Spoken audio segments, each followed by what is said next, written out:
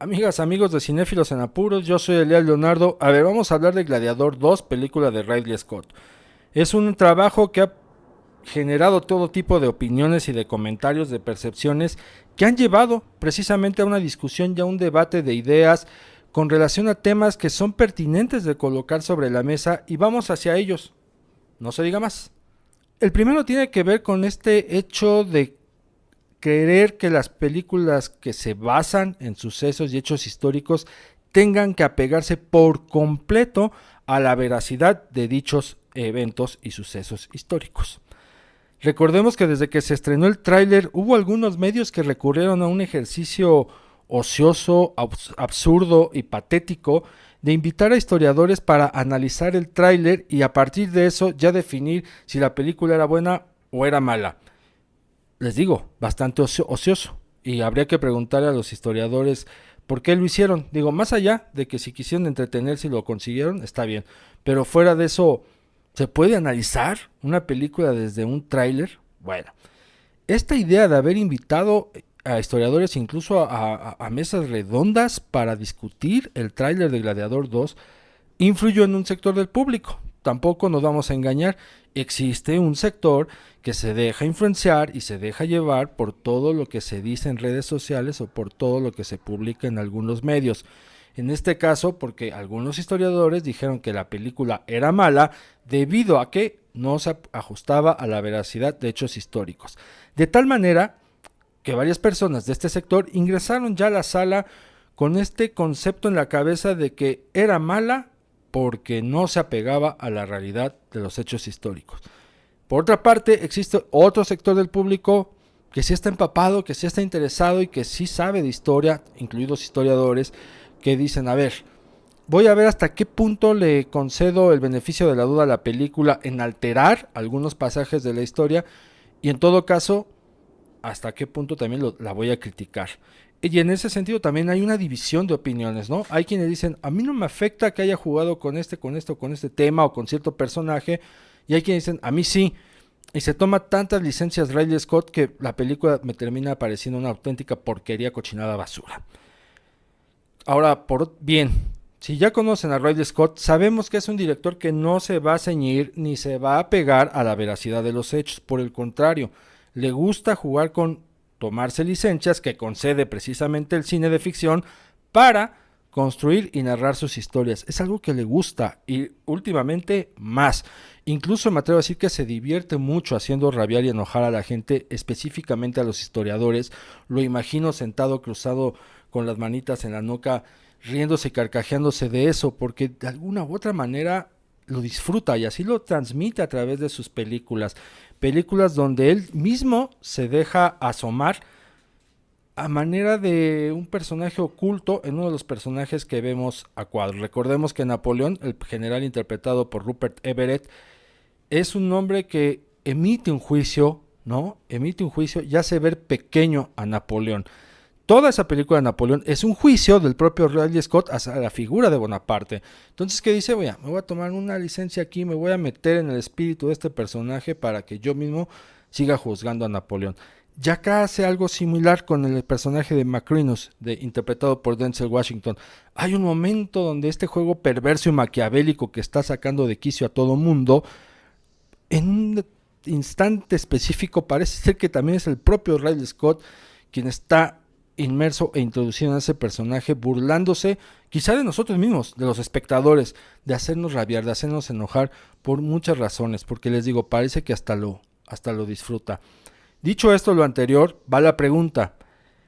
¿Las películas de ficción tienen que ceñirse por completo a la veracidad de los hechos, en este caso películas basadas en sucesos o personajes históricos, o le conceden el beneficio de la duda a esa cualidad que concede el cine, que es la libertad de jugar para alterar, para jugar con algunos elementos que pueden favorecer al entretenimiento con que está hecho el objetivo de la película? Porque ese es el propósito de esta, entretener. Que guste o no, ese ya es diferente, pero está hecha para entretener. Y en ese sentido, Ridley Scott se toma licencias. ¿Ustedes qué dicen? ¿Válido o no que se pueda jugar con la veracidad de los hechos? Esto en el cine de ficción. Otro debate que se ha colocado sobre la mesa y que está muy recurrente ahí en redes sociales es que mucha gente entró con una idea preconcebida de querer ver la misma película del 2000, la antecesora. De hecho, querían no encontrar a Paul Mescal, sino querían ver a Russell Crowe. No querían ver nuevos diálogos, sino querían ver los mismos diálogos de la película anterior.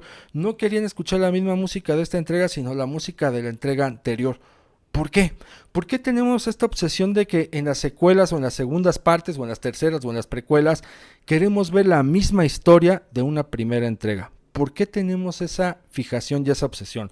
Por otra parte, también hay una obsesión y una necesidad, parece que es una necesidad de comparar las obras, de que tenemos forzosamente que comparar una con la otra en aras de establecer cuál es buena o cuál es mala, cuál tiene cualidades o cuál tiene defectos, y eso nos va llevando al mismo punto que ya mencioné anteriormente, el hecho de querer ver que sea la misma película. ¿Por qué nos cuesta tanto comprender que una puede ser distinta de la otra y que no pueden parecerse en nada? Lo hemos visto con el caso de Joker, ¿no? La segunda parte no se parece en nada a su antecesora. Que gusto o no, eso ya está en cada quien.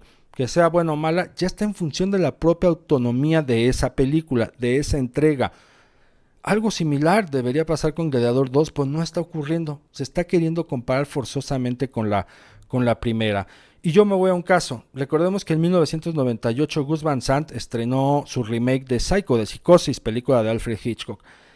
Hubo nada más dos notables diferencias. El reparto, porque pues, las épocas eran distintas, así que ya no iba a ser el mismo, y que era color.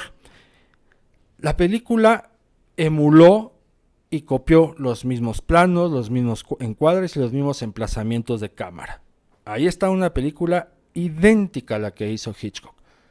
¿Realmente queríamos ver una película idéntica? Y lo pregunto porque la película pasó desapercibida y bien podría estar en el olvido de no ser porque falleció su protagonista, Anne Hedge. Ese suceso trágico obligó a que se repasara de nueva cuenta la película, a que muchos recordaran que existía y la revisaran nuevamente. De no ser por este suceso, la película seguiría olvidada, arrumbada. A nadie le importaba ni le importó en su momento que hubiera una copia calca de otra época de Psicosis. Les digo, ¿queremos realmente ver las mismas películas cuando se entrega una secuela? Hay que preguntarnos eso también. ¿Por qué tenemos esta obsesión de que queremos ver lo mismo en una que en la otra? No hablo de nivel, no. Les digo, hablo de que queremos ver a Russell Crowe en esta. Queremos escuchar la misma música en esta. Queremos escuchar los mismos diálogos en esta. ¿Por qué? Y la otra es ¿por qué la obsesión de querer comparar y no separar un poco la autonomía de obras, aunque sean buenas o sean malas?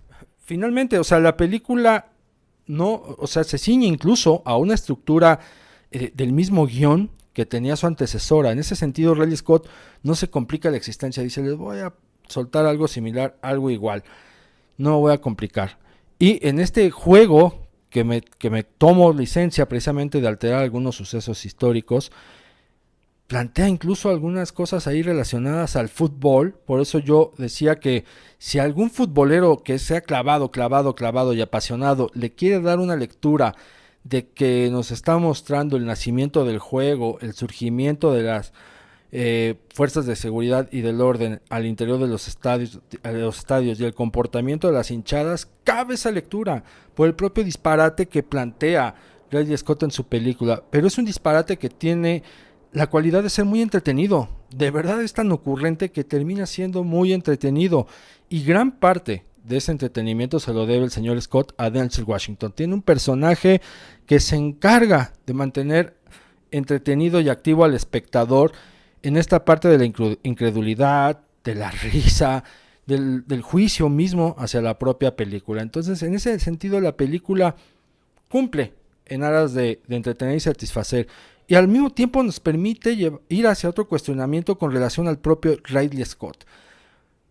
¿Por qué estará cambiando tanto el señor Scott? Recordemos su filmografía anterior, películas como Los Duelistas, Blade Runner, Black Rain y la misma Gladiador. ¿Qué está cambiando en su mente, en su forma de querer entregar el cine con relación a lo que nos ha dado últimamente? Remontémonos nada más a Napoleón y Gladiador 2. Olvidémonos de que es que ya está viejo, es que ya envejeció. No, no, no. Hay algo más. ¿Qué será? Que está intentando de entregar precisamente películas de acorde a la forma en que el público actual ve cine, es decir, sobreestimulando y de alguna u otra forma menospreciando al propio espectador al otorgarle películas que no lleven a ninguna comprensión. ¿Será eso? Y que no ha encontrado la fórmula, y si ya la encontró y no nos está gustando, ¿por qué es? ¿Será porque en realidad estamos extrañando y queriendo ver el cine que alguna vez nos entregó y por lo tanto queremos ver ese cine y que estamos cansados de este otro cine de la sobreestimulación y de menospreciar al espectador? Preguntémonos eso también. Gladiador 2, una película que les digo que da para discutir, para debatir y para conversar, y qué bueno, porque siempre que una película propicie la conversación, va de gane. Y aquí ya saben, compartan su opinión, digan qué les pareció, por qué les pareció buena, por qué les pareció mala, qué les agradó o qué les desagradó. Aquí la charla cinéfila la hacemos todos.